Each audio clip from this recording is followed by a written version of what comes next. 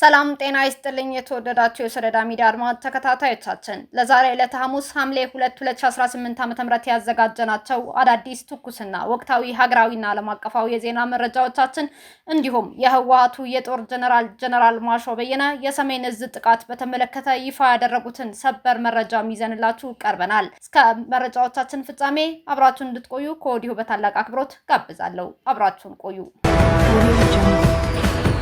ቀይ ባህርና ኢትዮጵያ ያልተቋረጠው የሉዓላዊነት ትስስርና የትውልዱ አደራ። የኢትዮጵያ ታሪካዊ ጥንካሬና ሉዓላዊነት ምንጊዜውም ከቀይ ባህር ጠረፍ ጋር በጥብቅ የተቆራኘ ነው።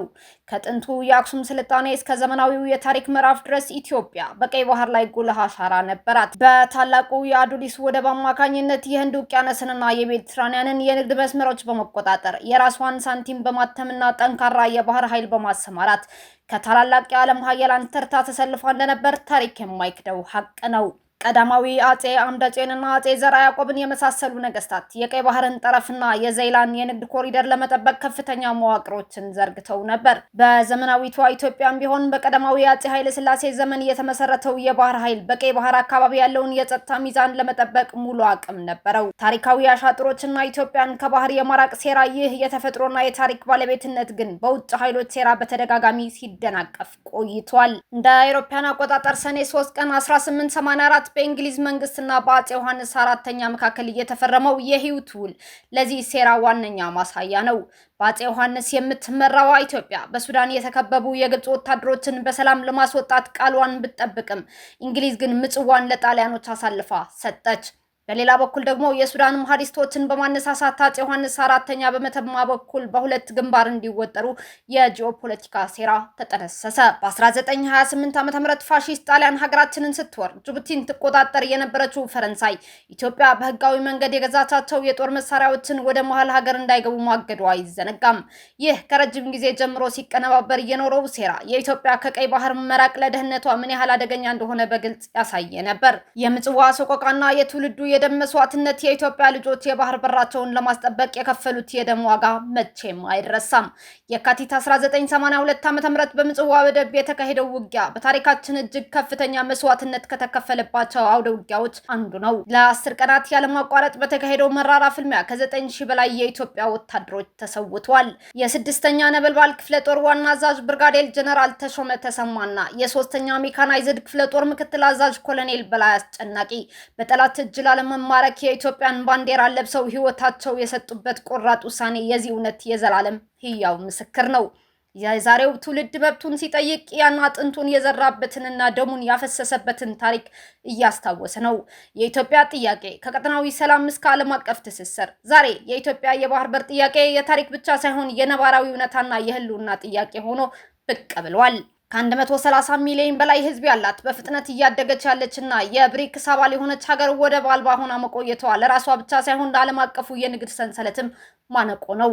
ባህሩ 100 ኪሎ ሜትር እንኳን በማይሞላ ቅርበት እያለ በየዓመቱ ከ1.5 እስከ 2 ቢሊዮን ዶላር የወደብ ኪራይ መክፈል ሀገራዊ የኢኮኖሚ እድገትን በእጅጉ የሚገታ ነው። የኢትዮጵያ ጥያቄ ዓለም አቀፍ ህግን እየተከተለና በተባበሩት መንግስታት የባህር ህግ ስምምነት አንቀጽ 125 እና 127 መሰረት ወደብ አልባ ሀገራት ያላቸውን የትራንዚትና የጋራ ተጠቃሚነት መብት የተሞረከዘ ነው።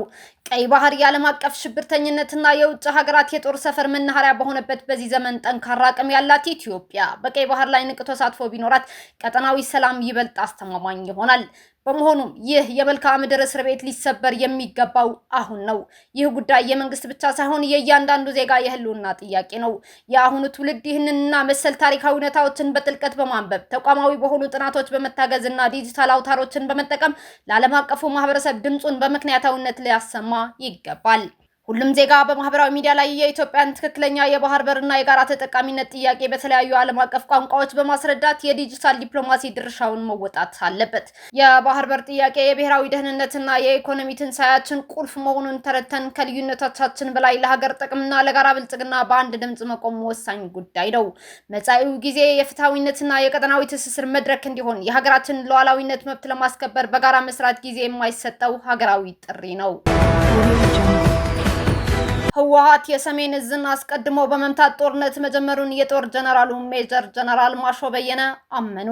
የህወሓት ከፍተኛ የጦር መኮንን የሆኑት ሜጀር ጀነራል ማሾ በየነ ህወሓት በወቅቱ በፌዴራል መንግስት ሊሰነዘርብኝ ከነበረው ጥቃት ለመቅደም በሚል የሀገር መከላከያ ሰራዊት ሰሜን እዝ ላይ አስቀድሞ እርምጃ መውሰዱንና ጦርነት መጀመሩን ይፋ አድርገዋል። ጀነራሉ በትግርኛ ቋንቋ ባደረጉት ንግግር የሚከተለውን ብለዋል።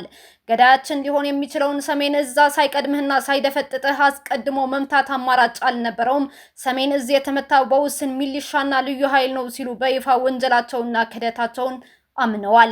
ይህ የሜጀር ጀነራል ማሾ በየነ እምነት ህወሓት በጥቅምት 2013 ዓ.ም በሰሜን እዝ ላይ የሰነዘረውን ጥቃት አስመልክቶ የቀድሞው የህወሓት ከፍተኛ አመራር ሴኩትሬ ጌታቸው መብረቃዊ ጥቃት በሚል በወቅቱ መጀመሪያ ይፋ ካደረገው እውነታ ጋር የሚገጣጠምና ጥቃቱ በህወሓት በኩል አስቀድሞ ታቅዶ የተፈጸመ መሆኑን በድጋሚ የሚያረጋግጥ ሆኖም ብቅ ብሏል። ህወሓት ጥቅምት 24 2013 ዓ.ም በሰሜን እዝ ላይ የሰነዘረውን ጥቃት ተከትሎ የተቀሰቀሰውና ለሁለት ዓመታት የዘለቀው አውዳሚ ጦርነት በኢትዮጵያ ዘመናዊ ታሪክ ውስጥ ከፍተኛ የተባለ የሰብአዊ የኢኮኖሚና የማህበራዊ ቀውስ አስከትሏል።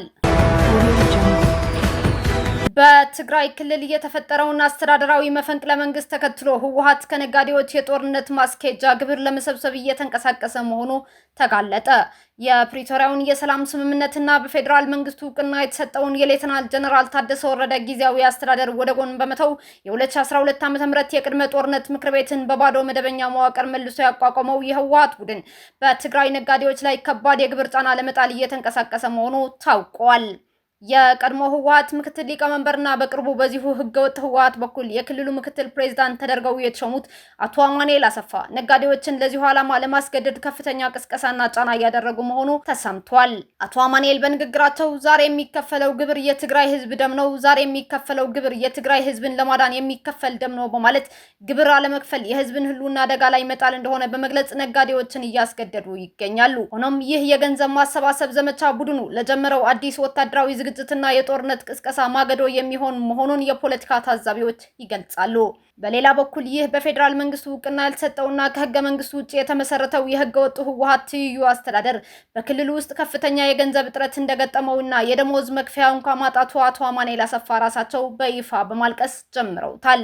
አቶ አማኑኤል አሰፋ በዚሁ ስብሰባ ላይ የገጠማቸው ከባድ ቀውስ ሲገልጹ ደሞዝ መክፈያ አጥተናል፣ የአንድ ወር ደሞዝ ሳንከፍል ሌላ ወር ይደረብብናል፣ ይቅርና መሰረተ ልማት ልንሰራ በትግራይ ውስጥ ህይወትን ማለትም የዕለት ተዕለት ኑሮን መምራት ራሱ እጅግ ከባድ ሆኖብናል በማለት የክልሉ አስተዳደራዊና ኢኮኖሚያዊ መዋቅር ሙሉ በሙሉ መፈራረሱን አምነዋል።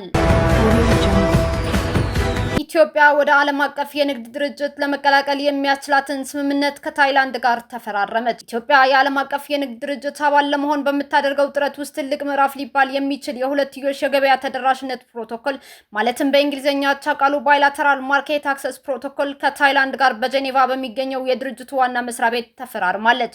ይህ ስምምነት ኢትዮጵያ ለዓመታት ስታካሂደው የቆየችውንና አሁን ላይ የመጨረሻ ምዕራፍ ላይ የደረሰው የዓለም ንግድ ድርጅት አባልነት ሂደትን በእጅጉ የሚያፋጥንና የሚያግዝ መሆኑም ተገልጿል። ስምምነቱ ኢትዮጵያ ዓለም አቀፍ ንግዷን እንድታሰፋ፣ የውጭ ቀጥታ ኢንቨስትመንትን በስፋት እንድትስብና የሀገሪቱን የኢኮኖሚ ይበልጥ እንድታጠናክር ከፍተኛ ድጋፍ ያደርጋል ተብሎም ይጠበቃል። የኢትዮጵያ የድርጅቱ አባልነት ሙሉ በሙሉ ሲጸድቅ ሀገራችን ኢትዮጵያ ከዓለም አቀፍ የንግድ ስርዓትና ሰንሰለት ጋር ይበልጥ የሚያስተሳስራትና ተጠቃሚነቷን የሚያረጋግጥም ይሆናል። ኢትዮጵያ የድርጅቱ አባል ለመሆን ከሌሎች ሀገራት ጋር የምታደርጋቸው መሰል የሁለትዮሽ ድርድሮችና ቀጣይ ሂደቶችን በቅርብ የምንከታተልም ይሆናል። የናይጄሪያው ፕሬዝዳንት በሀገሪቱ ውስጥ በተቋቋመ ሐሰተኛ ተቋም ላይ አስቸኳይ ምርመራ እንዲደረግ አዘዙ። የናይጄሪያው ፕሬዝዳንት ቦላ አህመድ ቲኑቡ በሀገሪቱ ስም ተመስርቶ በሚንቀሳቀስ አንድ ሐሰተኛ ተቋም ላይ ጥብቅ ቁጥጥርና አስቸኳይ ምርመራ እንዲደረግ ትዕዛዝ ማስተላለፋቸው ተዘግቧል። በናይጄሪያ ውስጥ ህጋዊ እውቅና ሳይኖረው የሀገሪቱን ስምና መዋቅር በመጠቀም የተቋቋመ ሐሰተኛ ተቋም መገኘቱን ተከትሎ ፕሬዝዳንቱ ጉዳዩን በጥብቅ ለመያዝ ወስነዋል።